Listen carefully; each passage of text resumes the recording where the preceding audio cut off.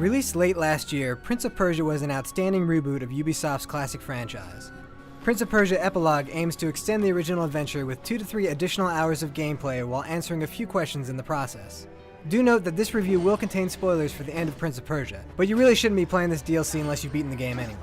When last we left the prince, he had just raised Elika from the dead, and now Ahriman is pissed off and chasing you through the underground palace. You're confined to this linear level without the ability to go back to any previous levels, but there's still enough variety to the gameplay. The same core game mechanics of mixing platforming, magic powers, and fighting is back. The platforming is actually more challenging this time around. There are a ton of traps and the tremors are more plentiful. You're going to have to play more cautiously. You can't just start running around on autopilot. The challenge really makes the experience more interesting.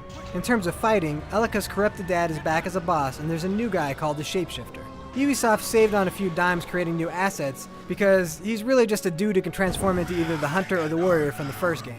You also have a new sprint attack you can use to stun enemies, and there's a new magic attack called Energize.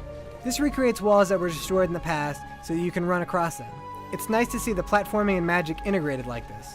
Though the gameplay elements that have been refined are a little bit more enjoyable than what we saw in Prince of Persia in December, the epilogue is really short and the ending is a bit unsatisfying.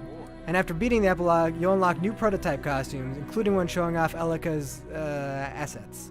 There's a tad more challenge added to the mix, but sadly, not a lot of extra gameplay time. $10 is way too much for something over this quickly.